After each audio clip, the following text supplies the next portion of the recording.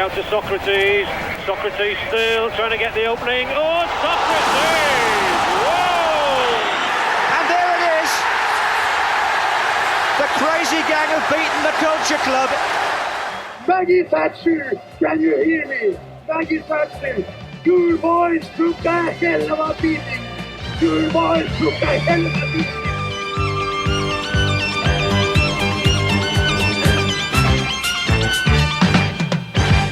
Welcome to the inauguration of our travel and leisure department at Your Boys Took a Hell of a Beating as of our ever-expanding plateau of higher football education, tongue firmly placed in G. Wish you were here. Harrogate Town versus Notts County, League Two, international break. When was it? March. It was March, wasn't it? Late March, 2026. Aidan Williams and Stu Horsfield along for the ride. This was a field trip. We are missing one of our travel companions for this, Dr. Pete Watson, the highbrow member of this deployment. Stu, Aidan, this was a long time coming.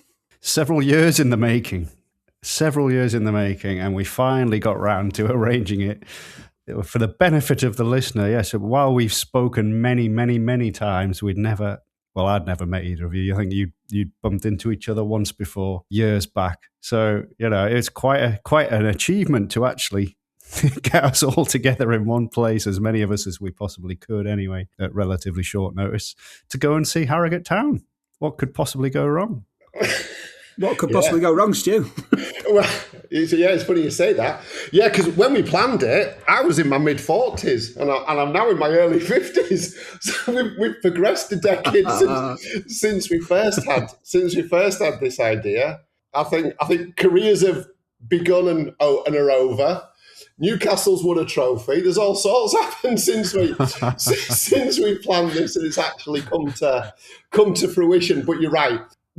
I would argue around 6 or 7 years planning, we nailed down the game, we nailed down the location, we made sure that it was pretty central to where everyone was travelling from, and we were all sorted for the relegation/promotion dogfight that was Harrogate Town versus Notts County. So after 7 years of planning, we ended up at the LNER in York.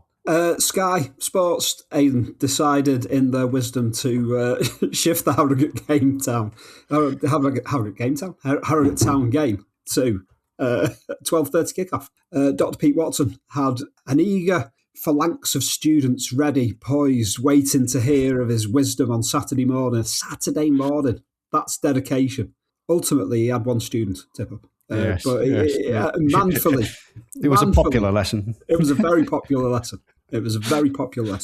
But dedication to the cause meant that we had to switch to a 3 o'clock kickoff. And York City, this was going to be a bit of a busman's holiday for Stu Horsfield. This is true. I know we were on home turf for him. Let's sort of throw ourselves a little credit that we did have York as our backup plan from a while out. So, we weren't totally hopeless. We were just marginally hopeless. But yes, the combination of Sky Sports, big media, deciding to run roughshod over the schedule at very short notice, affecting fans up and down the country, I am quite sure, and we were impacted. So yes, York City it was, and we went from relegation nail-biter to promotion nail-biter in the blink of an eye. And, Harrogate, this is very apt, though, surely. Harrogate could be disappearing down while York come up. So we just did that switch slightly earlier. We did indeed. Stu, car parking. We had high plans to meet up around midday and have our dinner and stuff like that. Well, Stephen and I were happily getting sozzled in York City Centre. Where the hell were you?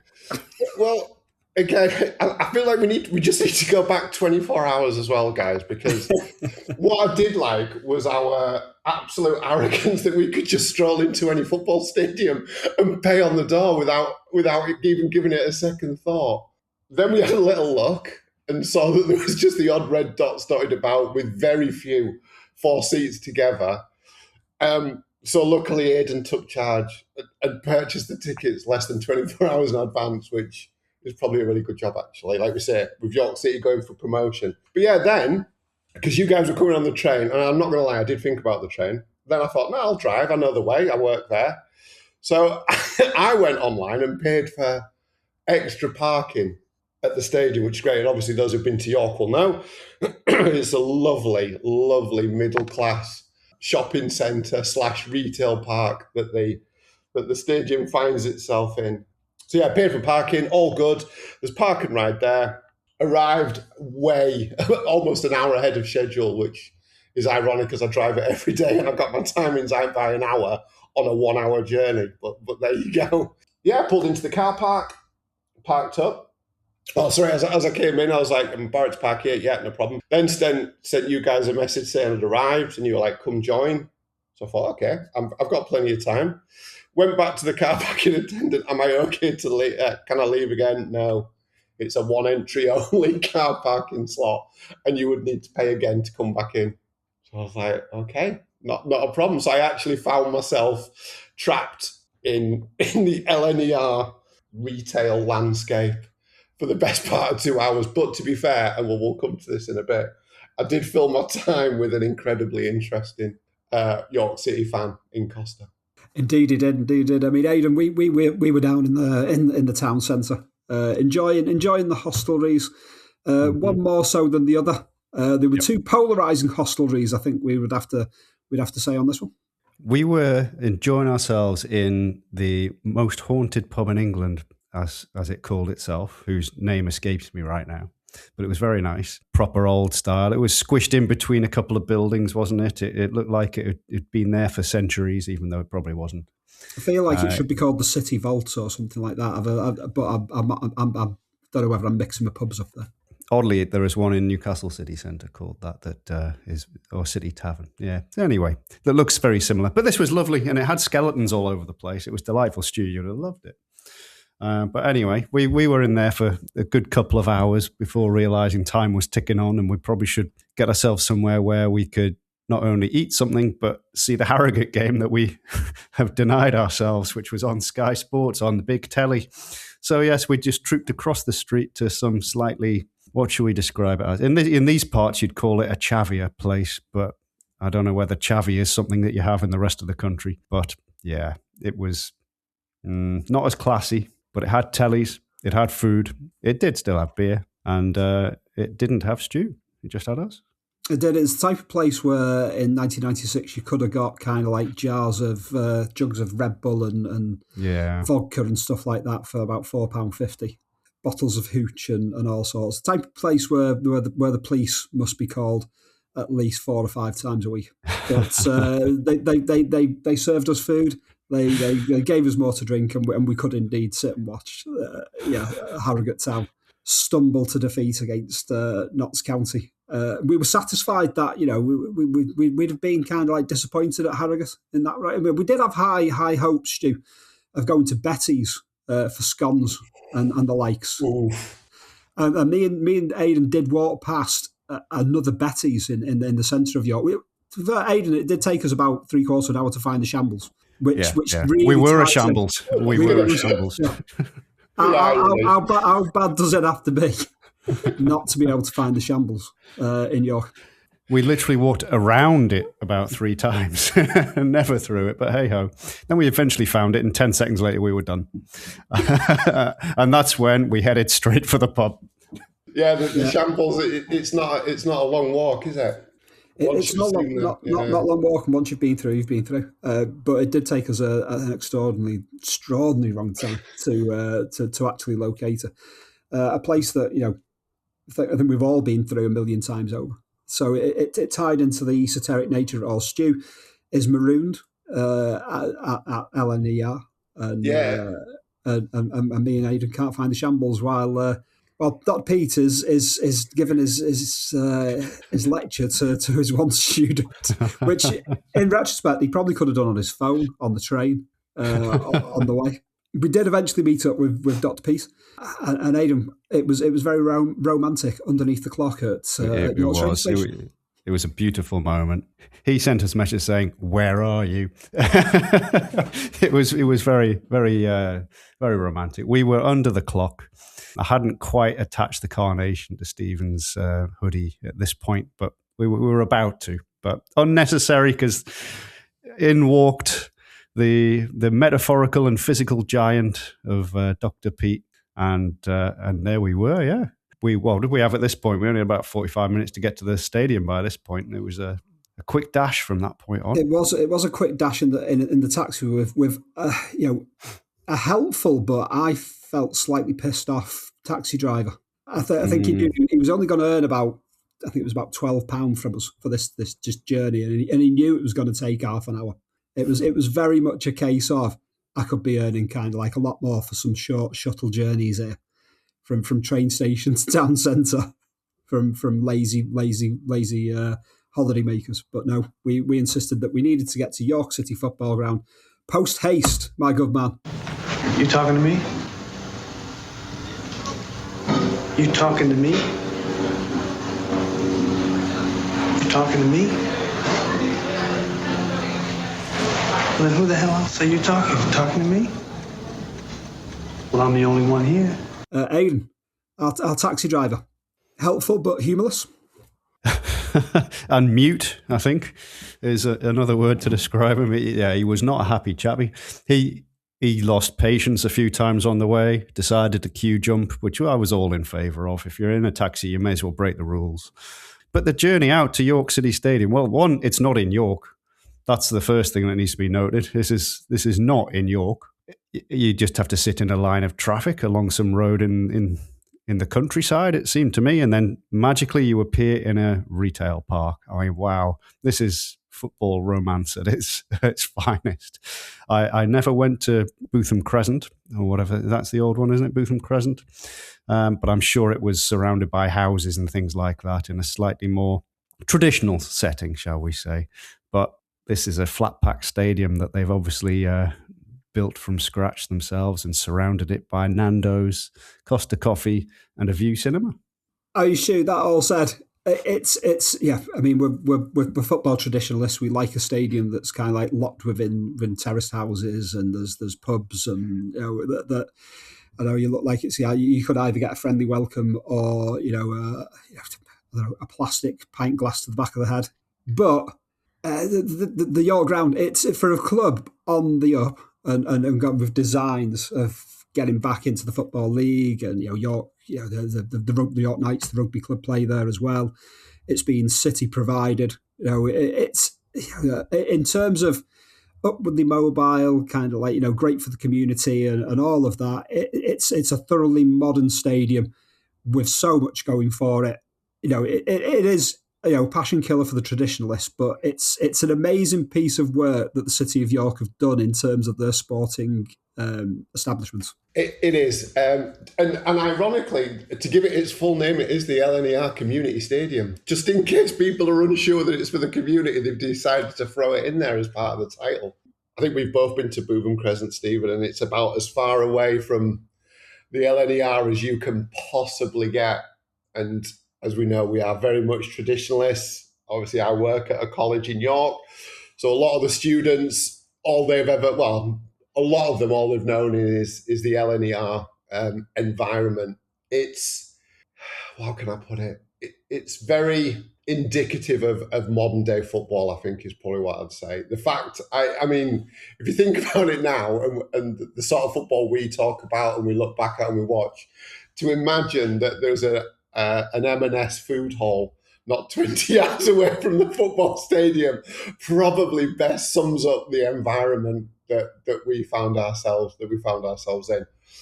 But having said all of that, York is not really a traditional sporting hotbed, for want of a better word. But now they have a Super League team there, which is an incredible achievement by the rugby club. The football club have had, obviously, previous Football League success and the occasional highlights and FA Cup victories. But after playing in the National League North and really flirting with relegation a couple of years ago from the National League North, the new club owners, the management, They've really sort of set their stalls out as to what they want for the football club, and it's very harmonious now. Obviously being a neutral and sort of working in York, and I get to hear stuff when they were flirting with relegation from National League North. There's nothing better than a disgruntled fan page, and I used to love reading what is probably, again, the most middle class supporters fan pages about how upset they are and how disgruntled they are with their football club and the fortunes. But now, sort of best part of 18 months, 2 years later, it's completely different. The club, everything from top to bottom, from what I know and what I've seen, is pulling in exactly the same direction.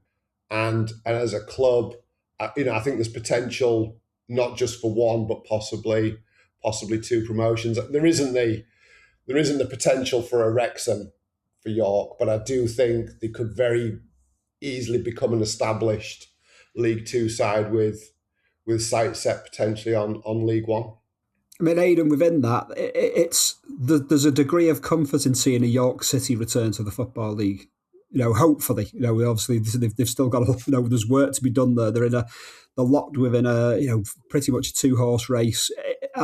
As things stand, I think they've got 5 games left, and if they win all of them, they will be promoted, because it's got to come down to a final day clash between the top 2 at Rochdale, Rochdale versus York City. So, it's a hell of a kind of again, indicative of how the National League has been in recent seasons, and having these two teams break away at the top and fight it out. But the fact that only one's going up automatically is going to leave, that slight ambiguity, that question mark over whoever misses out on an automatic promotion having to go through the playoffs, and that danger of still being a National League side next season. But to see a York City, indeed, if it's Rochdale as well on that side of the coin, it's not right seeing Rochdale down in the National League. Kids of the 80s, we like to see the teams that were in the Football League in 1982 in the Football League. We do, yeah. We had a chat about this while we were happily drinking away in this fantastic pub, about how it's so hard to keep track with all this promotion and relegation. As much as, yes, I think it should be 3 up, 3 down, but with all this promotion and relegation, you lose track of who's where. It's too much. It used to know exactly where you were. There were 92 clubs. They were in the top 4 divisions no matter what, and that was that. They weren't going to get voted out because turkeys don't vote for Christmas. York City, Football League, usually down the bottom. You knew where you were. Rochdale, never promoted, never relegated. They just sat there in the middle of Division 4. They only got changed to be Division 3 when they renamed it. They only got to change to be League 2 when they renamed it. I think they got 1 promotion, and that was clearly a bad idea, and they then sunk without a trace. This shouldn't happen.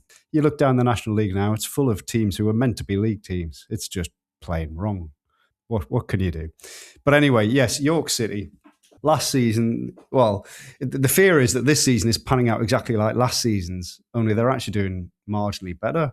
I'm going to look, they finished on 96 points last year, 6 points behind Barnet. So Barnet took their automatic place. York being second, along with Forest Green in third, got a bye through to the semi-finals of the playoffs, by which point they just got beaten straight away, possibly by Oldham, I think. And yet, Oldham, who they would finish 23 points ahead of, despite only being 3 places ahead of them in the league. And Oldham ultimately ended up getting promoted. The fear is that something similar plays out this time if they don't quite manage to overcome Rochdale. Now, there were people chatting along during the game because Rochdale were playing at the same time and were not winning. So this was going rather well at one point for York, but I guess we'll come on to more of the specifics of that in due course. But the way it can play out, the fact that, again, they're so far ahead of everybody but Rochdale in this division, and yet only one of these 2 clubs is guaranteed to go up, and the other has to run the gauntlet. It just isn't right. And I know this is something which is it's been a topic of discussion for a while, but I think it was in the news recently about talking about the 3 up, 3 down thing. But ultimately, it's a Football League vote on how many clubs get to go down. And you can look at it 2 ways. So, yes, if they vote for it, then 3 of them fall through the trapdoor each year. So, yes, your chances of going down if you're a bottom half League 2 team are greater. But equally, the chances of coming back up again would be greater.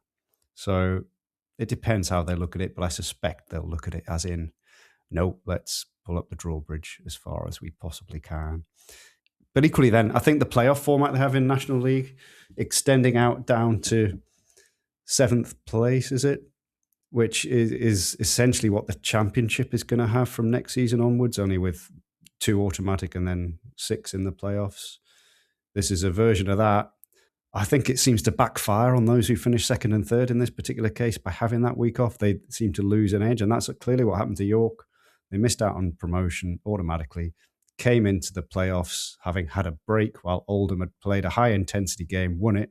They were on a roll. York were slightly undercooked and got done. There's a big fear of that happening again this year. You have to hope not the case, because if anyone deserves to go up after these last 2 seasons, it's York City. Stu, within that, as we're recording, there's a team in the Premier League who had high pretensions of being part of the European Super League that could be part of the Championship next season. If that happens, and we were discussing this on not so long ago, saying that when that moment happens, I can imagine that Premier League 2 will suddenly become a hot topic of conversation within the corridors of power again. That knock-on effect would, if there was to be a Premier League 2 with some, and that's the Championship now has some huge historical names in it as it is. Surely the Football League would then look at absorbing the National League as part of their remit of replacing a division that they would lose at the top end. To kind of like the National League would essentially become part of a, whether you have 5 tiers or two regionalised 4th level divisions. Can you see a day where maybe that happens instead of them being the turkeys that vote for Christmas? Nobody wants to be a turkey voting for Christmas.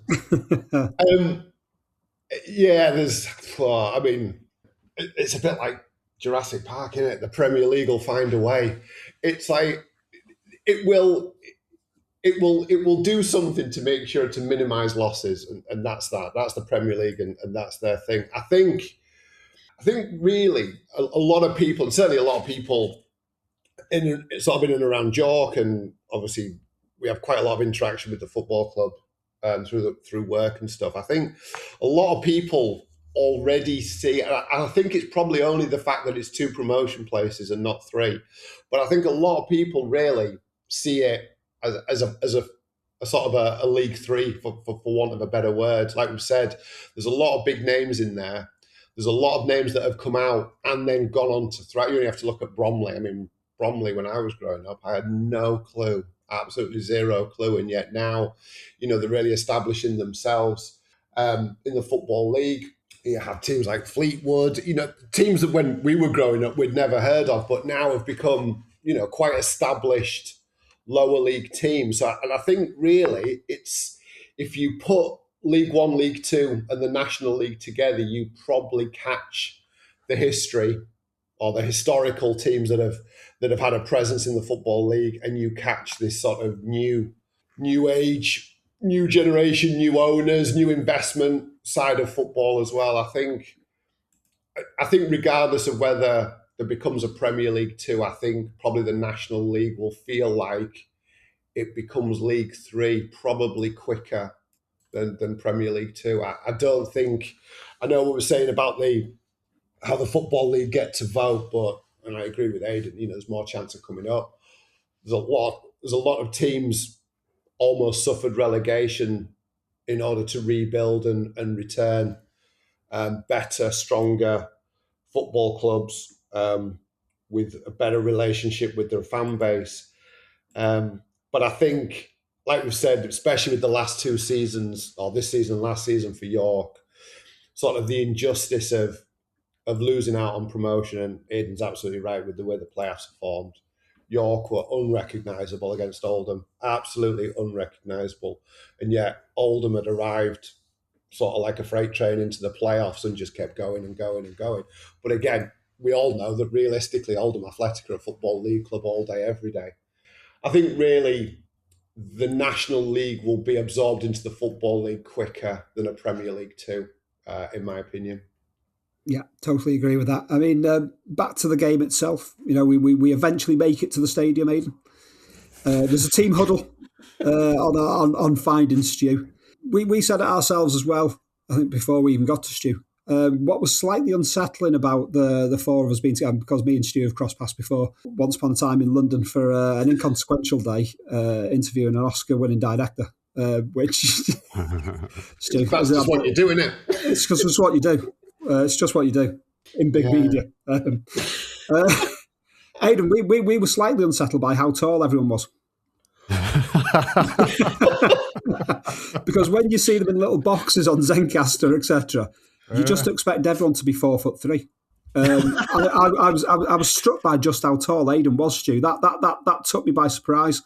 And then when Pete showed up as well, he's quite. He looks like he could be. He's like a bear of a man, isn't he? He's like he's a bear of a man. He looks like he could be in the prop line of it. Is that the right terminology when it comes to rugby? The front line, the front row. Yeah. Yeah, betraying my ignorance about the oval-shaped ball. Dr. Pete is massive. Would you look at the size of this one? I'm not going to lie. It's funny you said that, because I thought exactly the same thing. I thought, I wonder what... Well, not how does everyone look, how everyone looks. But then in the huddle, I'm like, I'm not quite as tall as I thought either. I'm not as tall as I thought I was. We're still on a slope. But yeah, it was like, wow, this is not a bad back four we've got here. This is really good. We are of bigger stature than we ever thought. Yeah. Absolutely. That was one thing that took me utterly by surprise, was the size and stature of Aidan and Pete. Was absolutely kind of like, it was like, whoa, hang on a minute, I'm the shortest person here. I'm not. Yeah, it's funny you say that. Yeah, that was exactly my thought as well after the huddle. Especially my arms won't go around Pete. They weren't even close.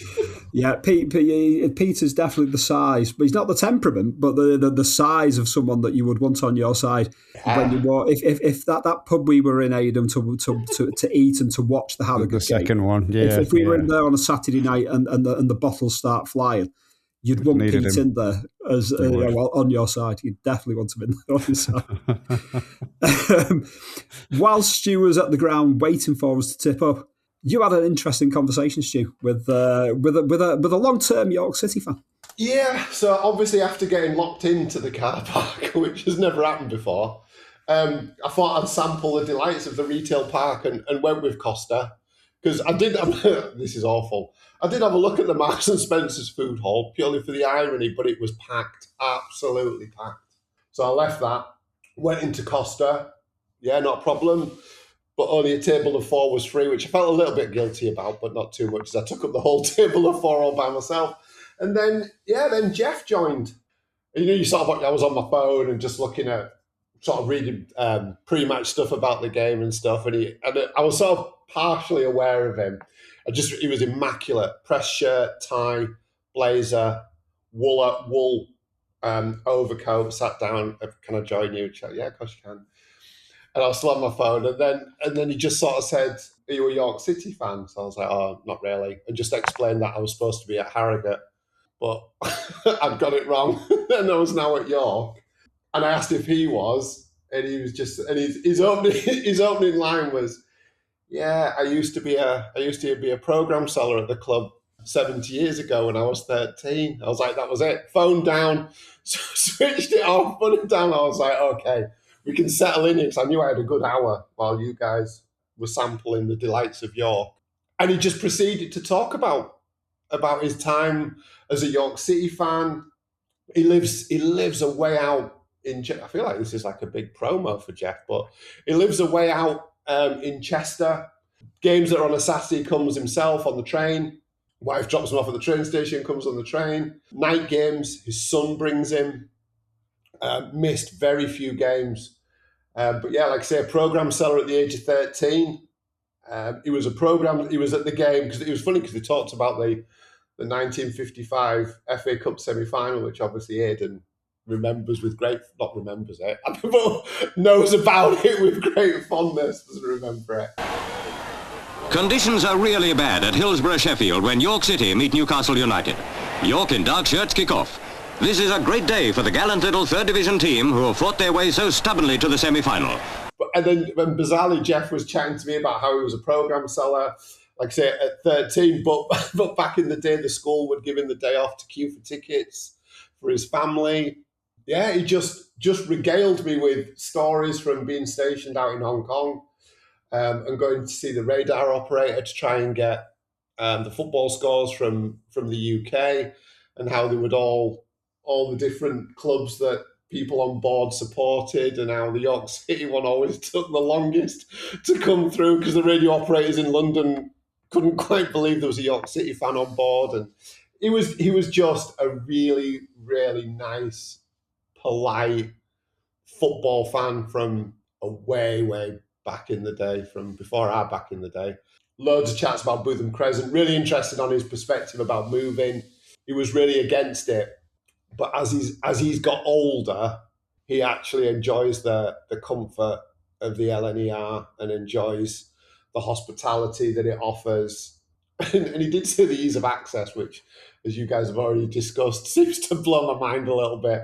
But I think he decided not to go highbrow like you guys in an Uber, and he went park and ride. So that programme seller of 13 years old in him still existed as he caught the bus to the game.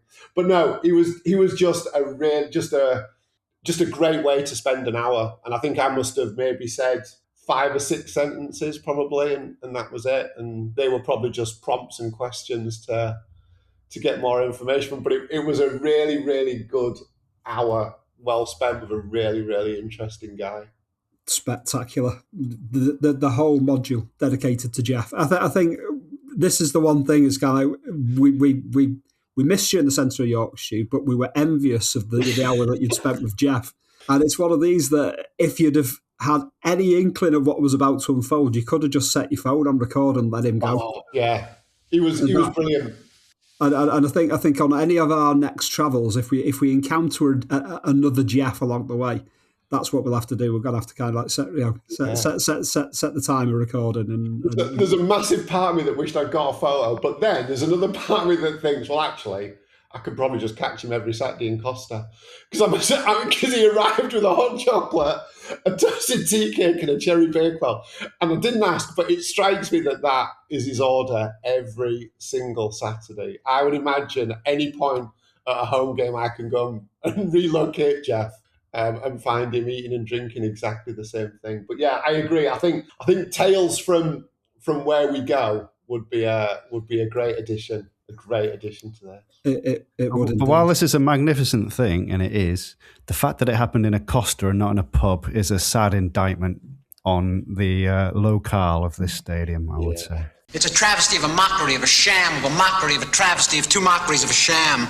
Yeah, it's the madness of the cross between the two, though. It's kind of like the old world meeting the new. But if Jeff is comfortable in his new stadium, content within his memories of Bootham Crescent, then that's a win for me. It was funny because he got talking about the semi-final, and obviously, as we know, it was also a quiz question at half-time. But he was saying that as it was coming up to the anniversary, he's like, I contacted the club and I just sort of, mentioned that I was a fan and there wasn't many of us that were at the game.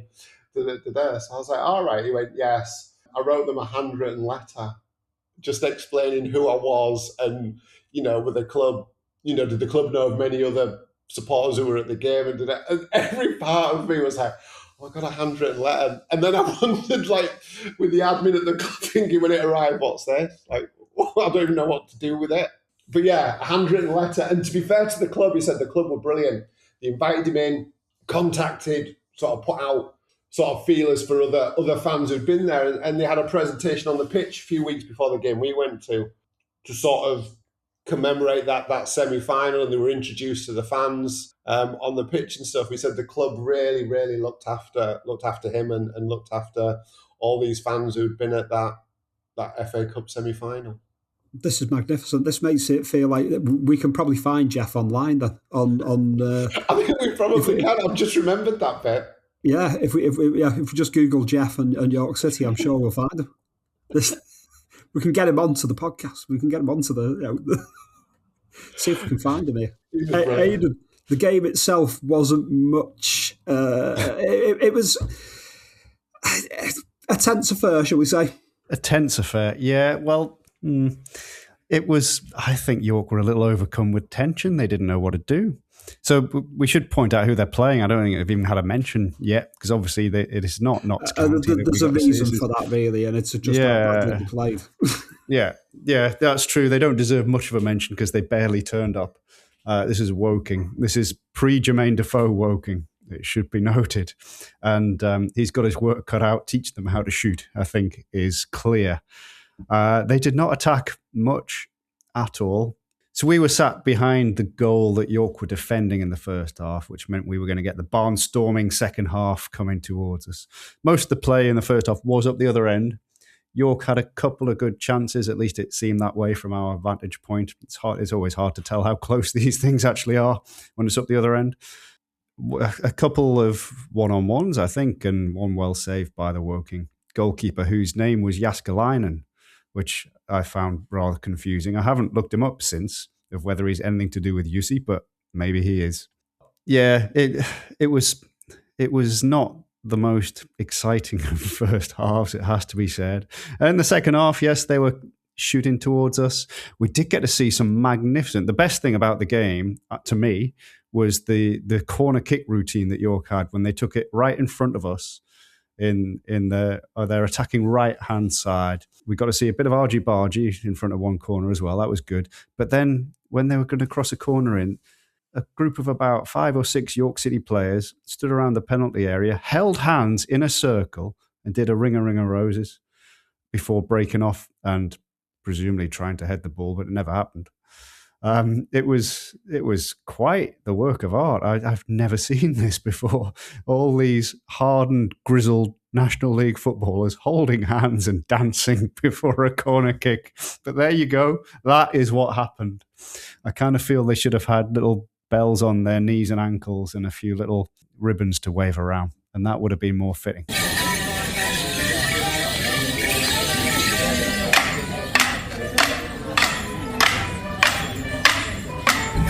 But anyway, it wasn't very successful.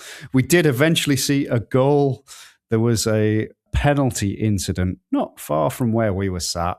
Somebody burst through into the box. Some nameless York player got tripped up. We all screamed penalty, and lo and behold, it was neatly dispatched in front of us by Ollie some such, who was their top scorer. I do apologise to York City for not remembering their names. Stu knows because he warned us about him in advance of how good he was in front of goal. Yeah, Ollie Pearce was the goal. There you go. Ollie Pearce, the goal scorer. Ollie Banks, my favourite player. Oh, okay. Oh, well, they're all a team of Ollies and they like to dance together. So that is York City. I don't know if either of you have seen it, but it was all a few years ago, BBC News at Christmas. And where they used to, I don't know if they still do it or not, because I try and avoid the news as much as possible in this day and age. But they'd have the camera. So they have the BBC News studio, basically all the desks and everything down at the bottom, and then you'd have up on a balcony, the camera would look down, and then it'd pan across to the news anchor as they'd start their broadcast. And down in the studio there was a Christmas tree, and all of the staff who were on duty on Christmas Day, a load of them did ring of roses around the Christmas tree while that do of the BBC News kind of like theme tune was going off, and it was just kind of like one of the most. Yes, I'm thinking. Fair play to you there. Fair play to you. That's one of the most un-BBC, but totally traditionally British things you could possibly wish to see on Christmas Day. But this had that similar vibes, very similar vibes. Stu, the ground was freezing. Oh my God, it was so cold. It was so cold, and it was obviously really deceptive because it was so sunny. So the drive in was quite warm and quite, this is going to be really nice. And then got out and it was blowing a gale, but oh my God, the wind was cold. It was so cold. And we sort of sat, and obviously it's not one of those stadiums where the corners are filled in and the roof comes all the way around. It is 4 connected stands, but there are gaps in the corner. And I think we were sat in the windiest the windiest corner going. And it was one of those, when I got in the car, I'd obviously just been tense, not from the game, but tense all the way through, just from the cold. And I didn't quite realise how tense I'd been trying to keep warm.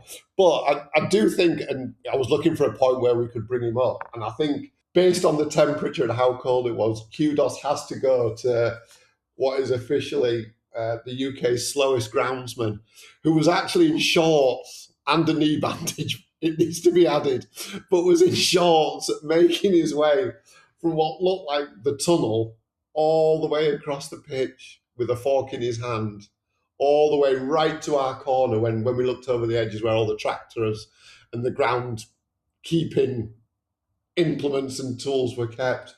But it was this. I think he set off as the half-time whistle went, and his job really was just to bring back a fork back to the shed, and it took him essentially all of half-time to get across the pitch. But yeah, and he was in shorts, which was the second thing that blew my mind after how slow he was. Cold day, windy day, which, to be fair, did impact probably a little bit on the quality of football. Yeah.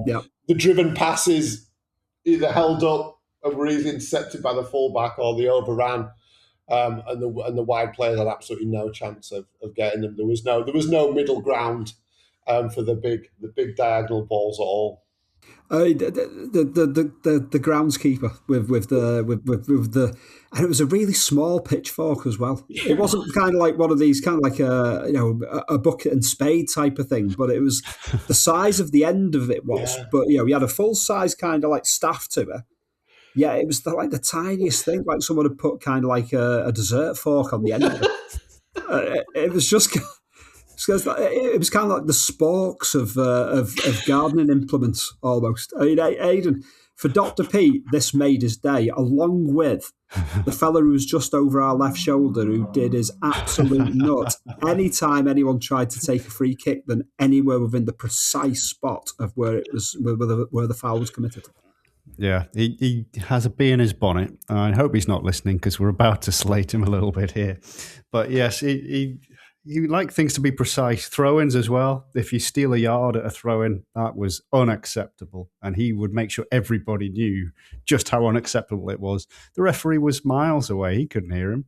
There was one or two others, actually, though, who saved their abuse of the ref until he was closer to say, somebody shouted out, I'm sure, "You're supposed to blow your whistle when there's a foul, ref," or something along those lines. Like, okay. I'm sure he'll take notes of that for next time. And indeed, he did blow his whistle for a penalty, so maybe that shout worked.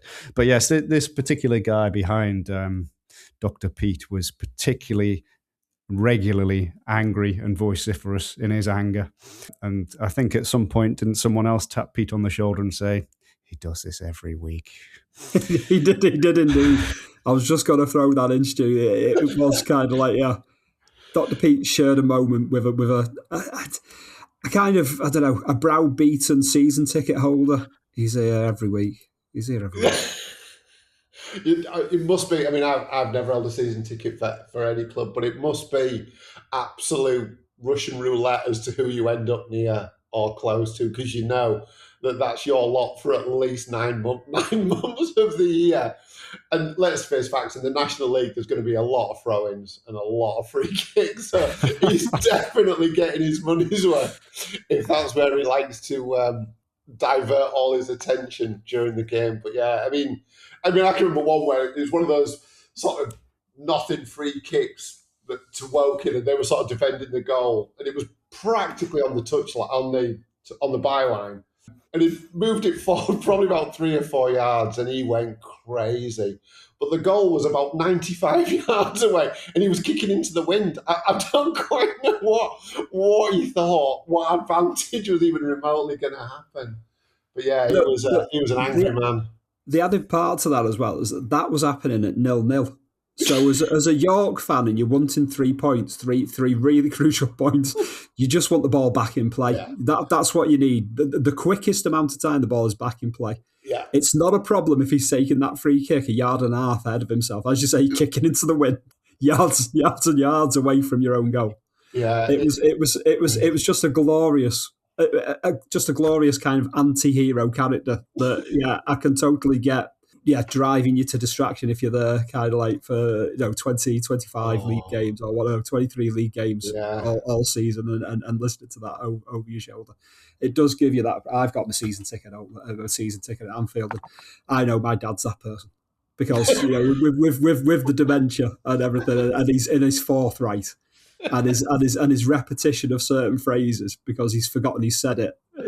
So the crack about kind of like should have gone to Specsavers, and then a big broad grin because it's the first time anyone's ever heard that, and it's kind of like and I totally get that because my dad's that person, but gloriously enough, everyone around knows he's got what the situation is, and they embrace him for it, but. No, not everyone has that joy, Stu. Not everyone has that joy. Yeah, no. Like I say, I imagine being a season ticket holder is actually initially great fun, and then as it starts to dawn on you, probably around Christmas, that you've still got another 5 or 6 months, you're like, oh, okay, maybe I'll look somewhere else next season. But even then, obviously, it's still just a lottery. But I think it was the crowd were very. I mean, obviously, the majority of my football has been watched at Boothby Park, and I know the language that was used at Boothby Park. And again, in keeping with the new environment of the stadium, I have to say some of the, I won't say abuse, but it wasn't. You're probably right. It was probably just like a verbalization of points of view, where it was just a very middle class attempt at being a disgruntled football fan. It was incredibly polite. In terms of its wording, I feel it was like a collective tut. Go in football in terms. It was like there's very much it's like that Twitter page, very very British problems and all that type of stuff. And we at Aidan we were looking at the advertisement audience where very British problems would have fitted in there. The most reform of advertisement holdings. Yeah, I've forgotten their full name, but it was something along the lines of Brit Cabs or something like that, wasn't it? With a Union Jack on it, which, I'm sure they're a lovely firm. And I'm sure they shuffle people around from York to the retail part really, really well. But yeah, you're appealing to a certain demographic, aren't you? British cabs, British makes of car, British drivers, British passengers. That's what we need in this country. That's what we need. I mean, we finally get to the final whistle, and the lad in front of us, who was delighted to hear that Rochdale were 1-0 down, only for it to turn very... Rochdale get like an 89th minute equaliser and then like a 96th or 97th minute winner, Stu. It's a demoralising thing as a supporter. You got to experience that emotion as in your role of neutral. You got to see in glorious Technicolor one of the most when teams won. It's been a tough afternoon. It's been a tough watch this afternoon, but Rochdale are going to lose and then they didn't. Like you say, it's probably some of the closest I've been of, because I think once York had scored the penalty, there were plenty of all the songs of "We're going to win the league" and all those 1950s chants all started coming out. We're going to win the league, and and all of this, and obviously I've been checking the Rochdale score on my phone during quieter moments in play. Just to see how Rochdale were getting on. That was for much of the afternoon. And it was weird because obviously whoever was sat behind me had obviously either been looking at what I was looking at on my phone, because he tapped me on the shoulder with about 20 minutes to go and he went, "Rochdale are losing, But because I was just like, I know I was there to support York and I'm working up, but I was just like, all right. There was I couldn't really sort of really throw myself in. But as the buzz around, like you say, towards the final whistle, and there was quite a few kids around us, and they were going absolutely crazy at this dramatic 6-point swing that had occurred in the league right in front of our eyes. And then by the time we'd got to our post-match refreshments, it hadn't been a 6-point swing at all. It was all just as you were. And it seemed that Rochdale had the luckiest of lucky escapes, if there is such a thing. But yeah, I can't remember who they were playing, but they were 1-0 up. And then, like you say, a goal in the 89th minute. Then the opposition had a sending off, and then Rochdale scoring the 97th minute. And there's tears and heartbreak as fans trudge out of the LNER into the wind. It was at Sutton United. Sutton United, that was it. It was. Yeah. But I feel I should also add a little context about York, how they were only in this position where they could have gone top and didn't because they screwed up against the mighty Gateshead a few days earlier. So I think we need to throw a little credit their way. Relegation destined Gateshead for so much of the season, suddenly on an incredible run of form, having lost week after week after week for much of it, clawing their way out the relegation zone by beating promotion hopefuls York City, which left them, I think that added to how edgy York and their fans were on this particular day, because they had been beaten up at Gateshead. In true traditional twists and turns of a promotion battle, Rochdale had lost. They dropped 2 points the following night, so it was all nicely set up. It was So yes, the football wasn't of the highest quality. Yes, it was a difficult afternoon with the wind and all of that. But the drama of the promotion race continued afoot, Stu.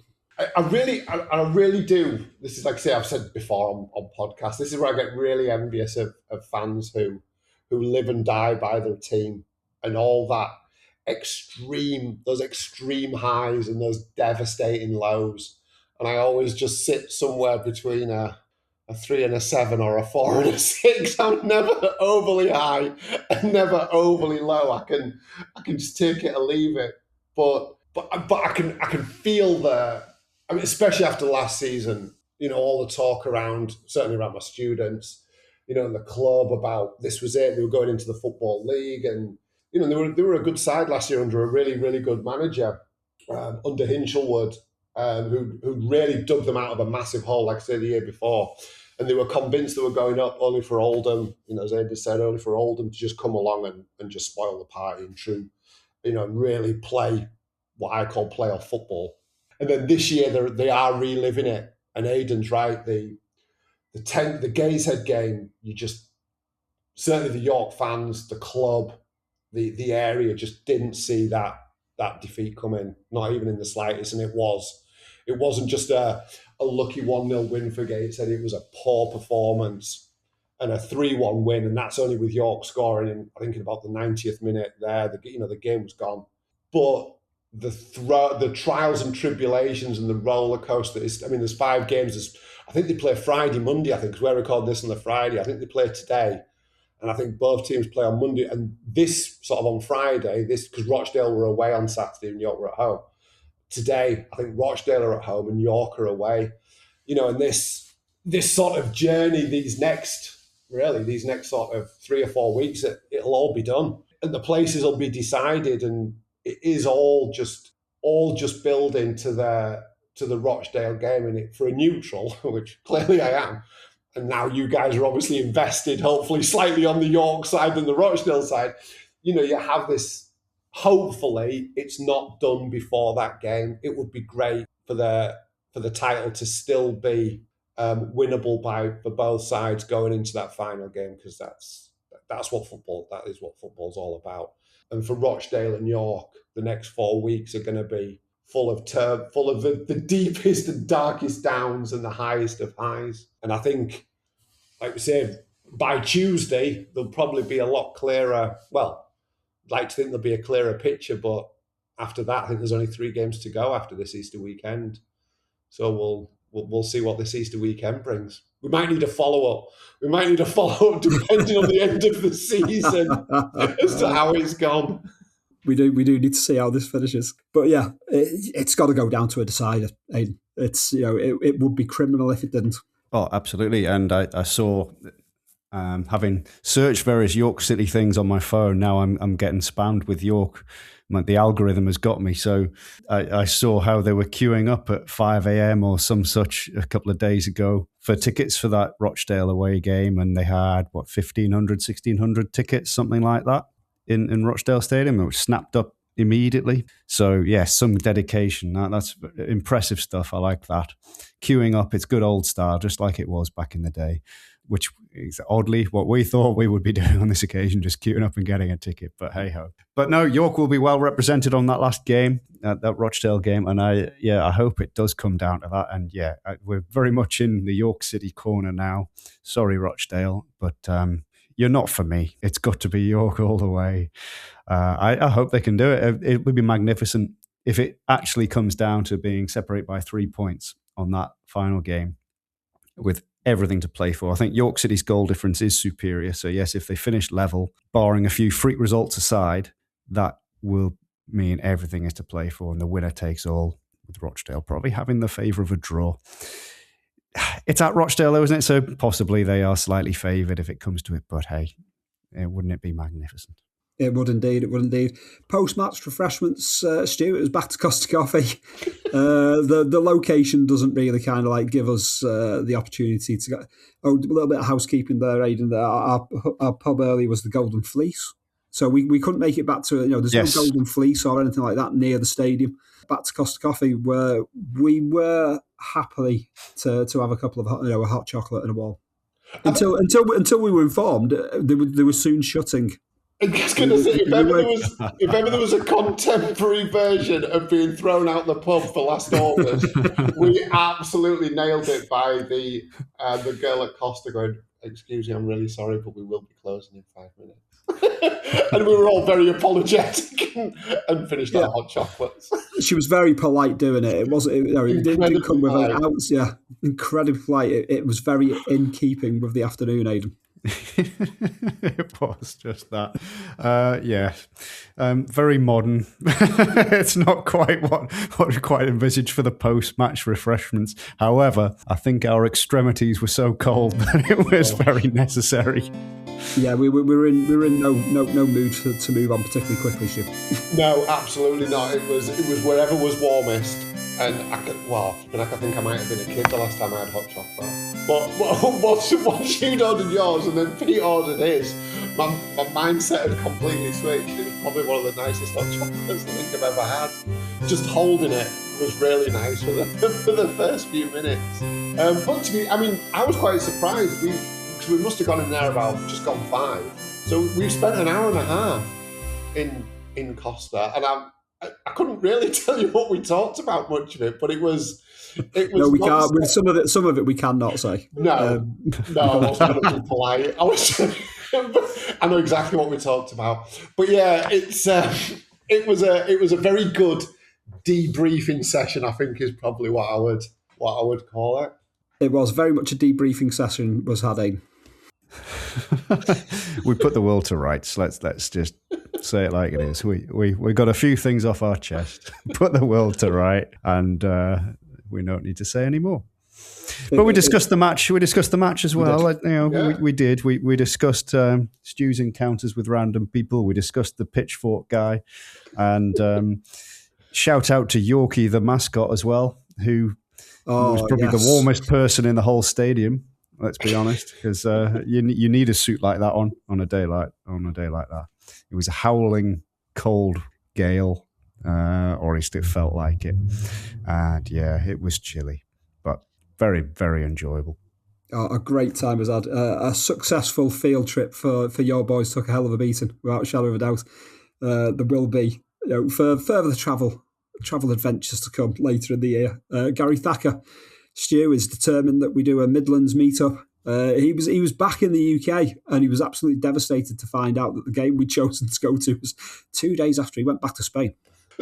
that doesn't surprise me. I think if we can coordinate a meetup with Gary being back in the country, that would be really. I have met Gary bizarrely in Valencia, which is really random. And I'm not going to lie, guys, Gary's pretty tall. I'm not going to lie. He is a tall lad. I crossed paths with Gary at the FSA Awards. Yeah. So, at the Tower of London. So, it's bizarre. The odd meetups that any of us have had together have been like the most peculiar of kind of like landscapes. the most ludicrous stuff. I'll tell you what, though, if we are meeting up with Gary, and this is no offence to any of us four who went on this one, I do feel it'll be better organised. It'll be better organised, and I doubt Costa Coffee will be an adequate refreshment zone. No, I don't think it will be either. I absolutely agree. But yes, absolutely. Stay tuned for more travel and leisure from our new department at Your Boys Took Hell-a-Beating. Normally at the end of these modules, we throw in things like TV guides and movies guides and all sorts of stuff like that. None of that today. We're going to go for Stu. Give me your favourite 1980s holiday. Wow, it would probably be. I'm just trying to think. We didn't go on many, so it's quite a narrow choice. I'm gonna go with the one. Oh no, that's right. I've got it. My favorite 1980s holiday is when I went to. It was a football. You know, like how lads go on not like young kids go on a football tour and they go abroad. So now looking back at it, clearly this was not for the kids, but all for the dads. So we ended up in Monaco and Nice for this football. We were an under-14s football team that went, and we were accompanied by dads. There were 0 mums. Now I look back at it, there were 0 mums on this trip. It was a coach from Hornsey, which sits on the east coast, just near Scarborough, all the way to the south of France on a coach with dads at the back and the under-14s at the front. Football was played by the football was played by the dads. Football was played by the under-14s. And to be fair, we played 3 games and it was great. We went to Nice and Monaco, and it was a really, really good trip. If you love football, I remember we walked the Grand Prix track at Monaco. We walked that, which was great. But what the dads did on the night, I've no idea, because you didn't stay with your dad in the hotel room. The dads had rooms, the kids had rooms, and so it was. But yeah, that was. I had a really good time, but now you've made me think about it in detail. It must have been absolutely horrific. There must have been a heavy degree of carnage there. This sounds like it could be the script to an ITV kind of comedy, psychological drama. Oh, it was honestly, yeah, it was. I can just remember, yeah, it was a bit. It reminds me of the Only Fools and Horses Jolly Boys outing, but it had kids on it, and the bus didn't blow up. That's about as much as I can describe it. But yeah, that was my favourite. Only Fools and Horses meets Carry On at Your Convenience day trips. Or Carry On Abroad to Hotel Help Bells. Yeah, meets Benidorm. Yeah. Yeah, that one was mine. That was my favourite one. Magnificent. Aidan, favourite 1980s holiday? Goodness me. Well, we had several that were driving holidays, where getting a ferry across to Europe, either from North Shields, where you could, back in the day, you could get the ferries to Scandinavia overnight, Norway, Sweden, Denmark. So we did a few like that. Occasionally, we got the ferry from Hull, Stu, and went across to Zeebrugge and then into more Central Europe from there. Usually involved some sort of incident of either the car breaking down, the roof rack falling apart, and things getting strewn all over some random road in Germany or something like that, or somebody getting poorly. And that happened a few times. I famously, in the family anyway, had measles in Germany, not German measles. Another trip we had where we actually were driven down through England and then across to France. We were on our way to Avia, on Lake Geneva, but in France, and stopped off in the city of Chartres in northern France on the way there. And the room that my sister and I got put in seemed to have some insect in that decided they really, really liked the taste of my blood. And I got bitten over my arms. I think I counted at some point, it was well over 100 bites.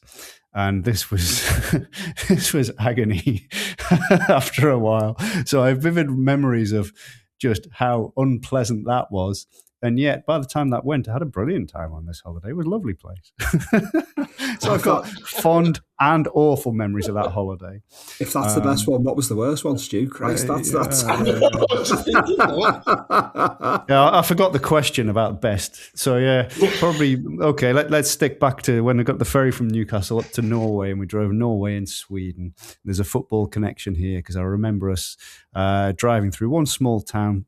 The Norwegians loved us. We got a load of free stuff because the Norwegians seemed to like the British back then for war connections and things like that. I suspect that image has long since faded. But we went into one little town called Kongsvinger, and I remember it well because they had their little stadium there, and I looked them up, and they were, well, I looked them up, not on the internet, no, I had to wait till I got back home and search it in a book of some description. But they had their nice little stadium in the Norwegian top flight, which they possibly were at the time, God knows where. It was a little thing akin to, it's a lot smaller than York City Stadium, put it that way.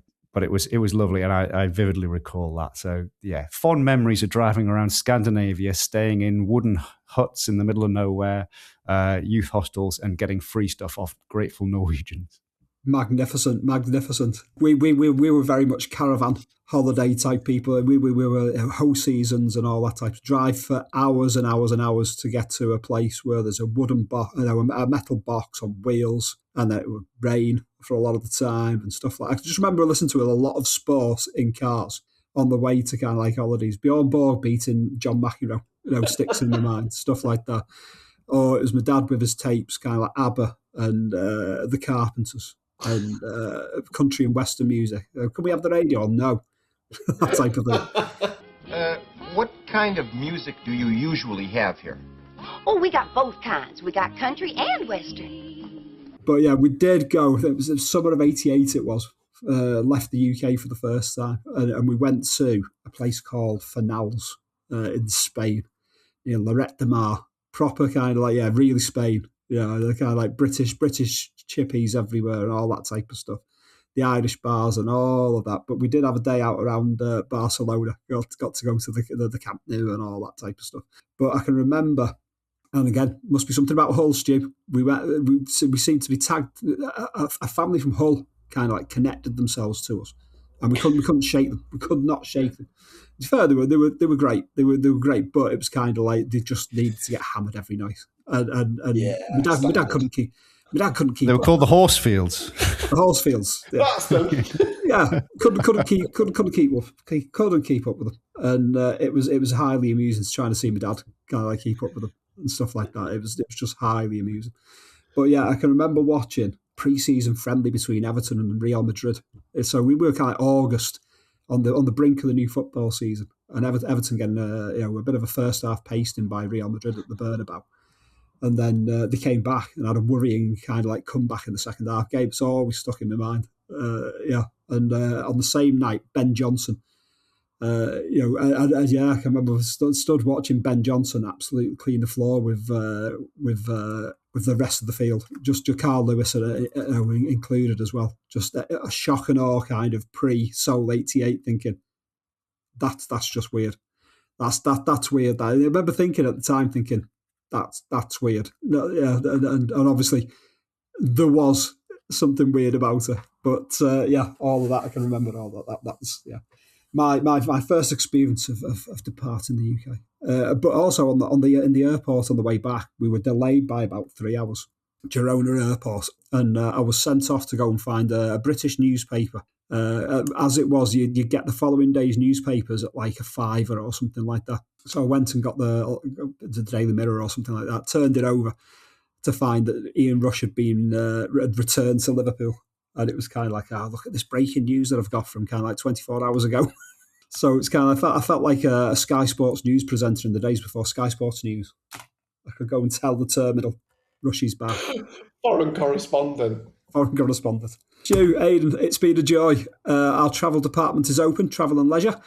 Looking forward to our next meetup, where again I'll probably still be surprised at just how tall Aidan and Dr. Pete are.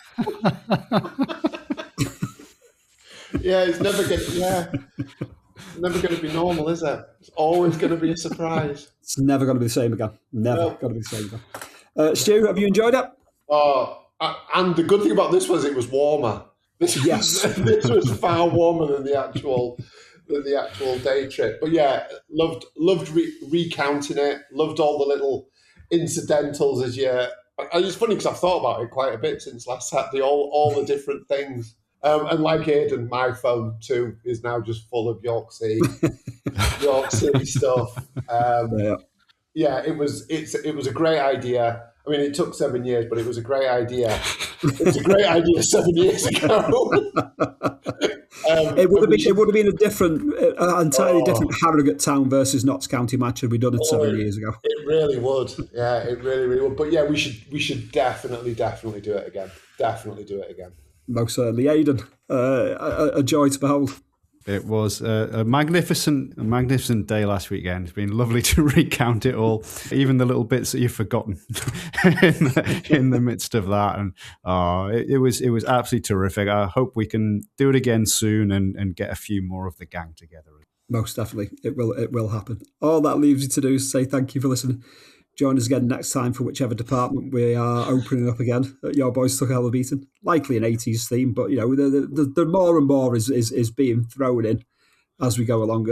And do listen out for something South American themed that Stu was butchering the intro to before we started recording this particular module. Stu.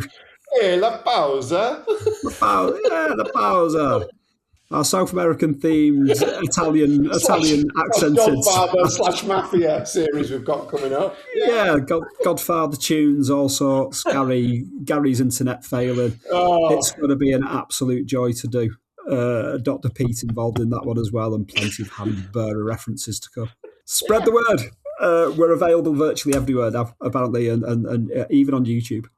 If you like what we do, let someone know about it. Thank you and goodbye.